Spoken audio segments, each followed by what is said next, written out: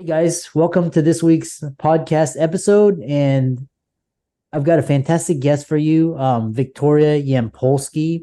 And she is a serial entrepreneur and she is the president and founder of the Startup Station, which is a CFO advisory and finance education platform for startups and small businesses. And I love having entrepreneurs on the show talk about their businesses, their work, what they're doing. And it's going to be a fantastic conversation for startup founders, entrepreneurs, and I'm happy to welcome her to the show. So, Victoria, welcome. Hi, Chris. It's a pleasure to be here. Thank you so much for inviting me. Yeah, so kind of set the stage, talk about your story, your background, how you got started, and we'll dive right into the conversation.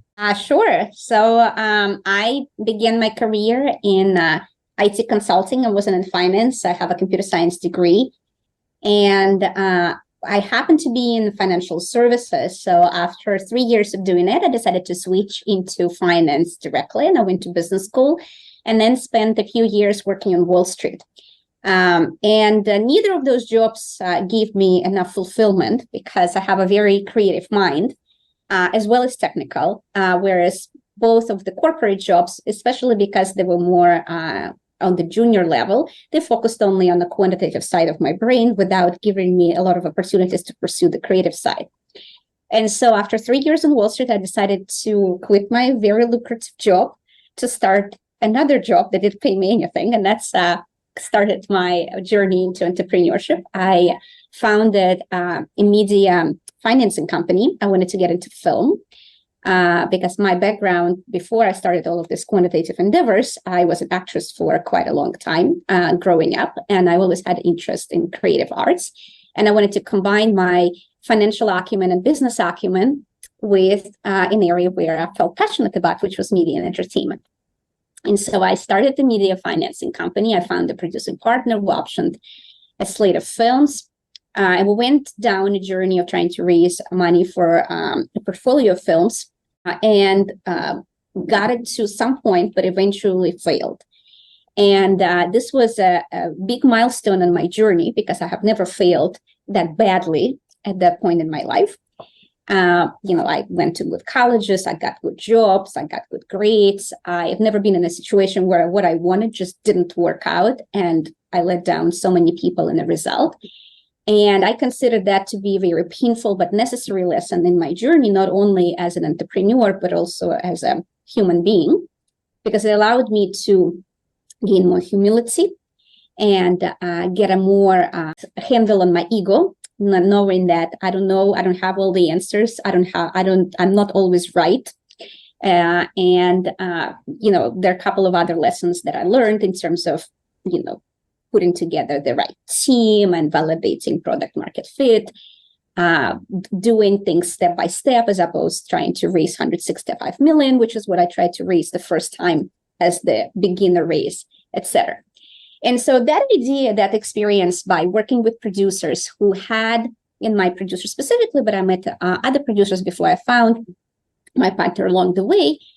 So this experience of working with creative people who had a vision for their film, but really often had no idea how to monetize it, who would watch it, how to distribute it. It gave me an idea to use the same approach to in the startup world, because a lot of startup founders, they're also very passionate people. It's just that their idea is not a film, but rather a product or a service or an app or a website that does something. And they also often, because their background is not financial or business, they also have no idea how to bring it to market. And so that's how the Startup Station was born. It's celebrating 10 years this year. It began as a consultancy that was focused on both strategic and financial planning, transitioned to financial planning fairly early on, because I realized that either people know what cash flow is or not, so it was easier to explain to people how I can help them. And then in 2015, we added the education arm. I began teaching workshops in New York City, explaining financial principles to founders, accounting, financial modeling, startup finance, valuation. Because a lot of founders can't necessarily hire a consultant in the beginning stages, and yet they still need to raise money and speak to investors and understand what they're saying and speak to them in the same terms that investors would expect as well. And so that startup, that arm has grown as well. I had 2 meetups in New York and Boston, totaling 5,000 people. I taught workshops every month, sometimes in the rooms of 40 people. In 2018, I launched my classes online, and they're still available. And now it has grown to 7 classes. It's a whole curriculum that can teach founders that at the very early stages, pre-revenue stages, how to build a financial model and how to value their startup and go through the whole fundraising process. And then recently, I decided to focus on the female entrepreneurship and the gender funding gap. And we are launched another program that we're fundraising for at the moment that focuses on female founders, female-led ventures that are at the stage where they've raised their first round of capital and they need to scale. And it's a combination of training in strategy, sales and finance, coaching, access to network, which will improve access to investment and data collection. And finally, I'm also getting involved in advocacy efforts, which I'm very excited about. There was a law passed in California this year called SB 54 that requires all VC funds to disclose how they invest, which will make it clear if they just invest in white men or they also invest in other races or genders or sexual orientations. And that will be required for any fund that's headquartered in California or invests in companies that does business in California. So it covers actually a lot of funds outside of California as well. So I want to pass the same law in New York, which is another financial capital. And I have a meeting with the chief of staff of my assemblyman next week to discuss how to move it forward. So it gives me a lot of joy to be involved in those efforts as well, because I believe in equitable access to capital for anybody who deserves it. Yeah, so that's the journey that I've been on. It's definitely been a whirlwind. And funnily enough, I'm back into the film world. I am executive producing 1 movie. Now I know a lot more, and I'm only responsible for the finance side of things. And we have a team of people who have other expertise available. And I hope to see it to fruition in the next 12 to 18 months in terms of getting financed.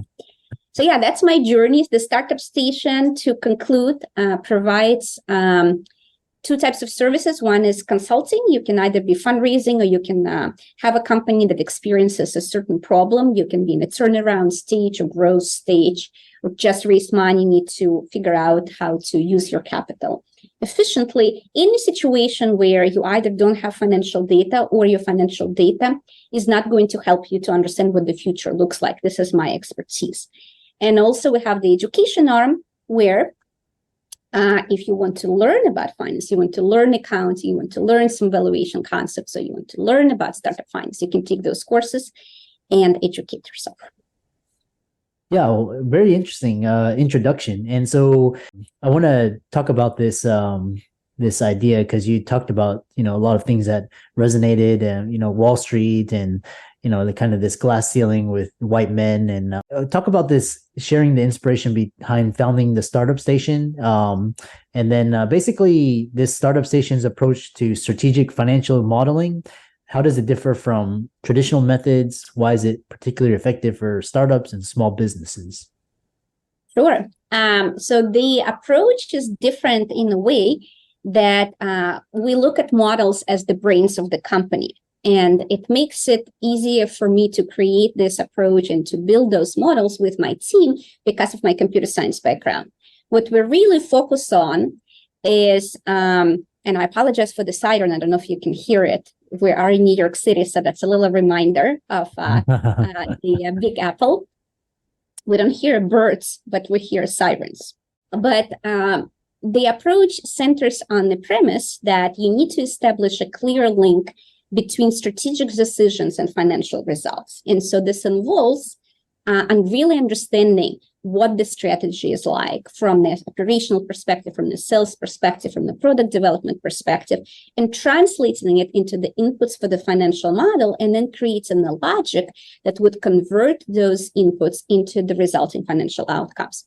Oftentimes, CFOs come from accounting background, and the way that they build models doesn't have this layer of logic. And what happens as a result is that there is a big disjoint between what your financial expectations are and what the company is actually doing. In fact, I had a client who came to me after they already been in a bad situation. They raised $20 million. They had a CFO on board. They have wasted $17 million because they were never able to meet their sales forecast. Their model was showing one thing and their sales team was doing something else.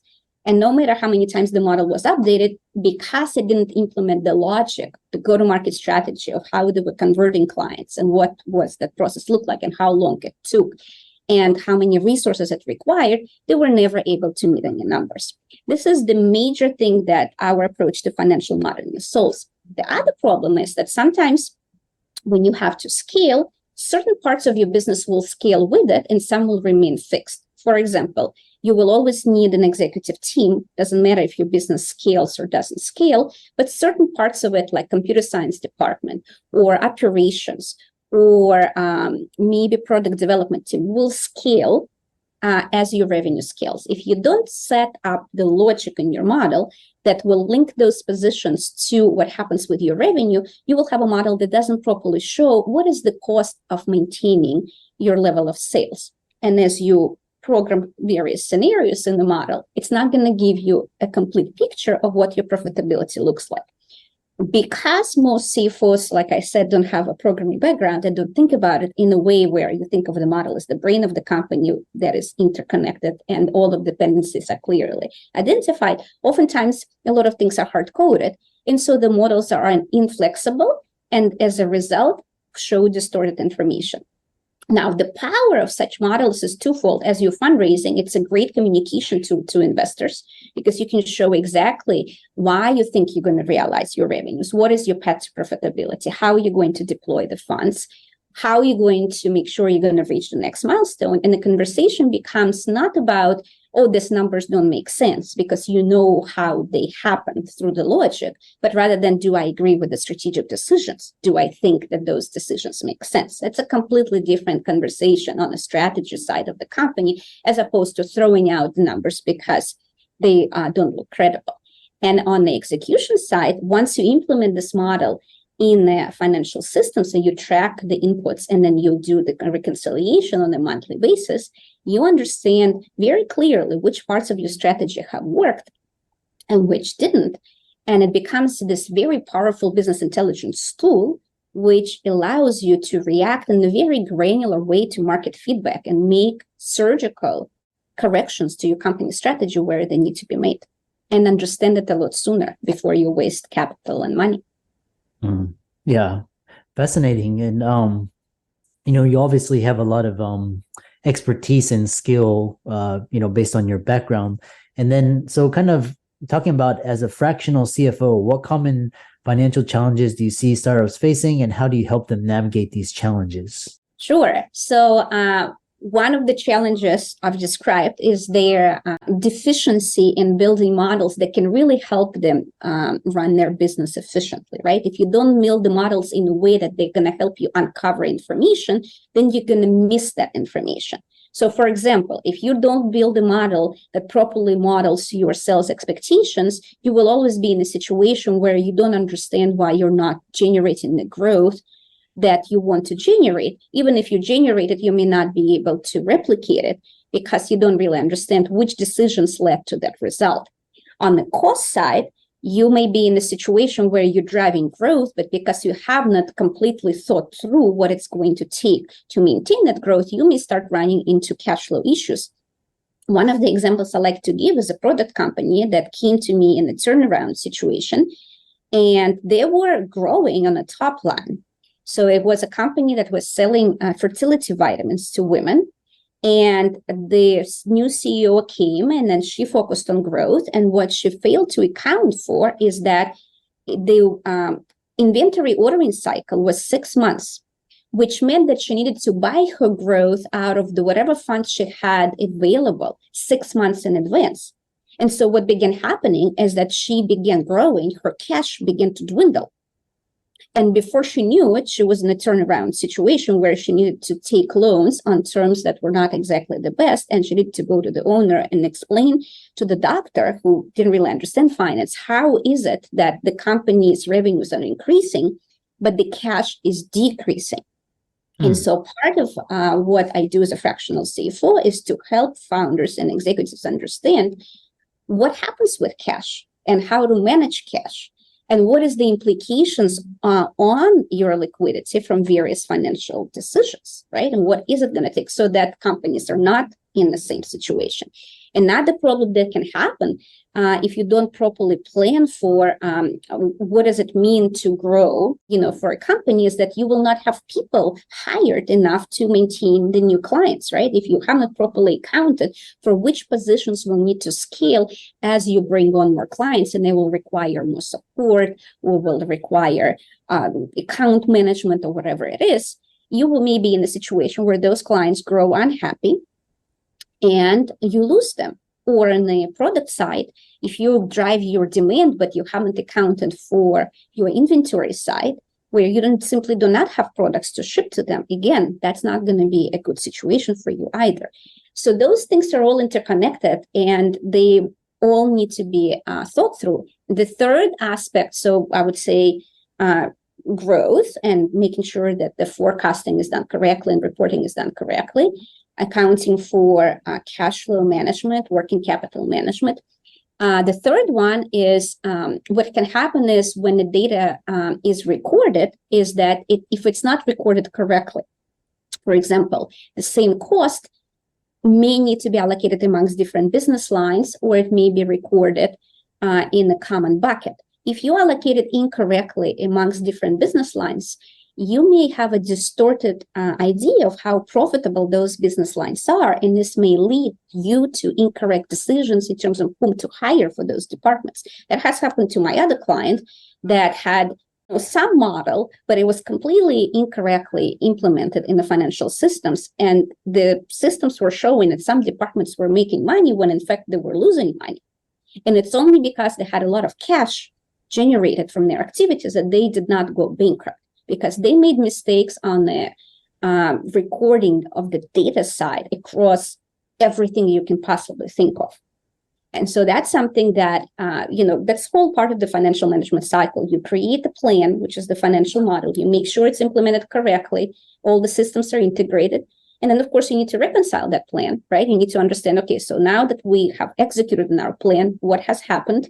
What does the data tell us? How do we need to change it? Unless all those three things are in place and all parts of the business are correctly linked together, you can't really run your business efficiently. Now, maybe you'll get lucky.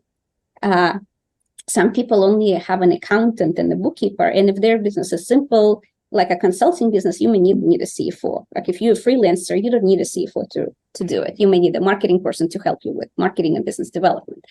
But if you are a business that sells something, once you reach a certain level of sales, if you don't have somebody helping you to think through how to grow it further and making sure that you account for all of the complexity and the interdependencies, you may just not doing yourself or your company a favor, just not maximizing your potential. Yeah, really fascinating. We're kind of at the end. We have around 8 minutes left. And then, so you've actually leveraged to do various different things. You've had various ventures in media entertainment, and then you've experienced with accelerators like Rockstart and Startup. But you've also done like World Unite for Ukraine concert and Power Up, as well as your role in the National Small Business Association. So kind of these things, reflecting on your diverse career, what advice would you give to aspiring entrepreneurs, especially women we have a lot of women in the audience who are looking to make their mark in the business world? The biggest advice I would give is not to be afraid. Sometimes, especially we as women, we decide in advance, or any entrepreneur, it's very scary to start doing something with a lot of uncertainty where you don't know if things are going to work out or not. And sometimes we decide in advance, that's not going to work out. I'm not going to reach out. I'm not going to go to this event. I'm never going to meet this person. If you decide that in advance in your brain, of course, it's not going to work out. Of course, you're not going to meet this person. Whereas if you have an approach where I believe in what I'm doing so much that it overrides the how I'm going to do it. Yeah, I will try some things And every day I will try the most I can to move towards my objectives. And if something doesn't work out, that it's not meant to be this way, I will evaluate what comes back from the market, very similar to the financial management cycle, and I will then decide what to do next. If you have that approach and redefine your relationship with failure as a relationship with learning of what works and what's not, it will just make it easier to succeed. So I would say one is not to be afraid, not to decide in advance what is possible or not. And the one, really know what is your driving force. Because when you connect what you really care about, whatever your passion is, and everybody talks about it, and I will give an example from my experience. What it does to you when you connect with it is absolutely incredible. When you connect with it, why becomes bigger than the how, and it just propels you forward. And that's why I was able to produce a concert in 4 months without ever having experience in the music industry or nonprofits or with talent management or music licensing laws, etc. And what happened was that I'm originally from Russia. Last year, the war started between Russia and Ukraine. I felt horrible about the role of Russia and what they were doing in Ukraine. My family is in both countries. My stepfather is a Ukrainian. My ex-husband is a Ukrainian. And so I felt very close to the conflict. And as an entrepreneur, I was not satisfied with just giving money to different nonprofits. I wanted to do something that for me would be more meaningful. And I got this idea from a concert after watching another musician do a live stream with another musician in Lviv. And I thought, what a great idea it would be if we had a live stream with musicians from all over the world coming together, not just, Russia or Eastern European countries, but everywhere, all the countries, and showing their support from Ukraine and getting the audience from around the world and raising awareness and raising money through ticket sales. And that's what gave birth to the idea for World Unite for Ukraine. And I remember that I called my friend in March, who was an epidemiologist, and I told her, Svetlana, I have this idea for a concert. I have no idea how I'm going to do it, but do you want to help me? And she said, well, I have no idea how to do it either, but I'll help you. And together we did it. And in 4 months, we got 22 artists from 9 countries. We had a team of 100 volunteers in 11 countries. I don't know how I still maintained my business, as it was in addition to everything I was doing. But when I say you connect with your driving force, I had so much energy. I was so passionate about doing this. It meant so much to me that I don't remember. Of course, I had setbacks, and it was very difficult to do it. There was a lot of stress that had nothing to do with producing a concert, with law, with dealing with a nonprofit, with dealing with some of the personalities on the team. And sometimes, I felt maybe I should just stop doing it. But then I also felt that I'm on a train that is accelerating downward and I can't stop. And I didn't stop. And then we produced this concert on the 14th of July. And that remains one of my very proud moments, that it was such a beautiful event that brought so many people together. And we didn't raise as much money as we wanted, but we did raise some money. And it will forever be out there in the world as a testament of our love for Ukraine and how we felt about what was going on at the time. And so my advice to entrepreneurs would be to find something that would make you feel like this. When you feel like this, doesn't matter what happens along the way, you will just make it happen no matter what. Yeah. Excellent. And for the audience, let's thank Victoria for coming onto the show. Really interesting. All of her resources will be in the links and show notes. Be sure to follow her on social media and check up the Startup Station as well. And with that, thanks so much for coming on. Thank you so much.